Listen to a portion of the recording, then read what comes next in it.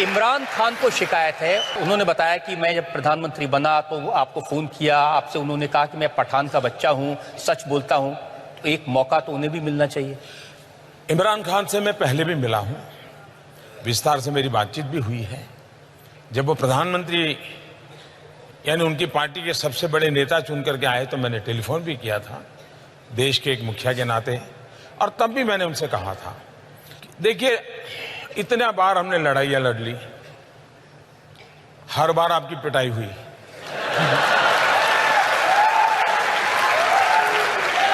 आतंकवाद करके भी कुछ पाया नहीं।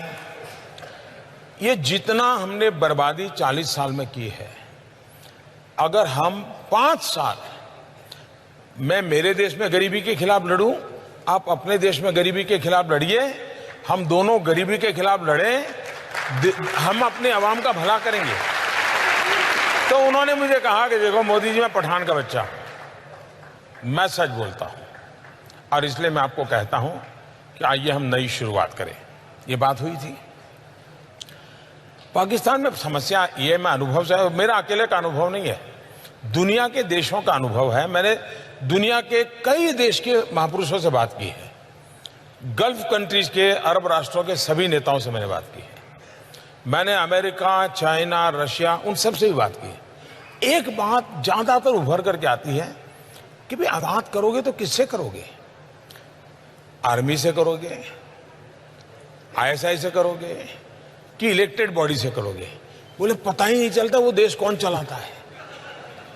तो ये सबसे बड़ी समस्या है, पहले वो अपनी ये समस्या सुलझा दें। आपने समस्या सुलझा दी, घर में घुस के मारा।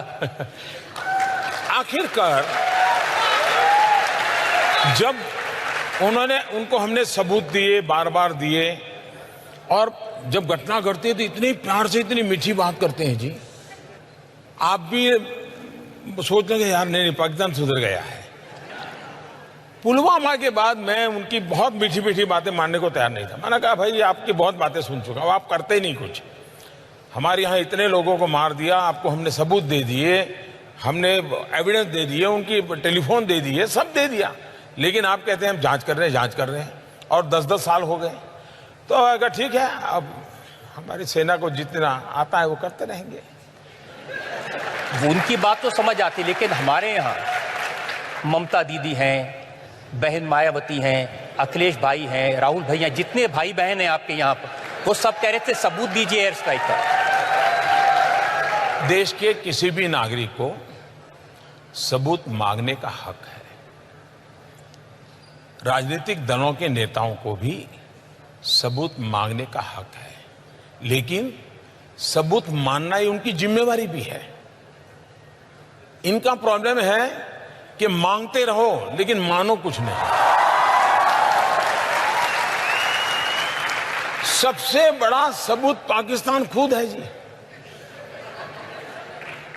आप मुझे बताइए कि हमने तो कुछ डिक्लेयर नहीं किया था। हमारी जो स्ट्रेटेजी थी उसके हिसाब से तो सुबह हम मीटिंग करने वाले थे, मीटिंग करके कुछ योजना करने वाले थे, उस प्रकार से सारा प्लान किया हुआ था। जब 3-3:30 बजे सब पूरा हो गया, हमारे लोग लौट आए, वो अपना यूनिफॉर्म वगैरह उतार करके सब अपना चाय वाय कर रहे थे, तो बड़ा हंसी मजाक का काम चल रहा था जी। मुझे भी इन्फॉर्म कर दिया गया, तो पहले मेरा मन कर गया कि चलो सो जाएं। फिर मुझे हुआ नहीं यार, देखे जरा इंटरनेशनल में कुछ हलचल तो नहीं है। तो मैं जरा ऑनलाइन जाकर के सारा सर्फिंग करने लगा कि दुनिया में कहीं पर इस घटना की खबरें आना शुरू हुआ तो नहीं है। तो घटना बहुत बड़ी थी। उधर मेरे लोगों को मैंने कहा ठीक है अब आप सो जाइए, लोग थके हुए होंगे, सुबह बात करेंगे। लेकिन मैं नहीं सोया। 5-5:15 बजे पाकिस्तान ने ट्वीट किया कि भारत आकर के मार के चला गया।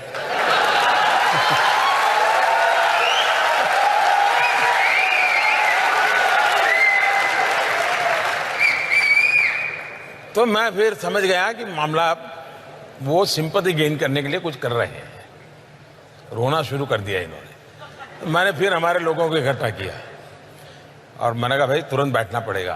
तो जब रात भर जगे थे लेकिन फिर भी इकट्ठे हुए, फिर परिस्थिति का मूल्यांकन किया, फिर आगे की रणनीति हम बनाते रहे। ये सही है कि पाकिस्तान ने बालाकोट के उस इलाके में जंगलों में कुछ मिसाइल गिराए निशान बनाने के लिए, ताकि दुनिया को बता सकें कि भारत का निशाना चूका? ये इस विषय के जो जानकार लोग हैं, इन्होंने खोज के निकाला है कि, और जिसकी चर्चा पिछले 2-3 दिन से ज्यादा हो रही है, इस सब्जेक्ट के एक्सपर्ट हैं, उन्होंने कि भाई अब उनके लिए मुसीबत थी कि भारत ने आकर के यहां किया है तो ये सिद्ध हो जाता था कि यहां टेररिस्ट कैंप था, क्योंकि इतने बड़ी पहाड़ी में घने जंगल में एक अकेली इकलौती बिल्डिंग और जिसमें भी 600 लोगों की रेसिडेंशियल एकोमोडेशन, तो हर किसी को सवाल उठता है कि क्या था।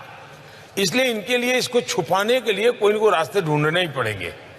पाकिस्तान के लिए दोनों तरफ से मौत है। ये भी कहे कि यहां कोई आया था, बम गिरा था, तो भी फंस रहे हैं। और वो इतने डर गए थे जी, वो गलतियां पर गलतियां चले। विमान उनका गिरा, उन्होंने कह दिया हिंदुस्तान का गिरा। पायलट उनका मरा, उन्होंने कह दिया हिंदुस्तान का मरा। यानी वो बिल्कुल ही बैलेंस खो चुके थे। और बैलेंस खोने का कारण था कि इतनी बड़ी घटना उनके लिए असंभव थी जी, और अभी भी उस सदमे में से बाहर नहीं आए। ये तो भारत में अगर चुनाव ना होते और ये तू मैं ना होती और सामान्य दिवसों में घटना हुई होती, तो विश्व की जो महत्वपूर्ण मिलिट्री ऑपरेशंस हुए हैं, इसकी उसमें गिनती होती जी। ये चुनाव के तू मैं में भारत के वीरों के पराक्रम को हमने नजरअंदाज किया है।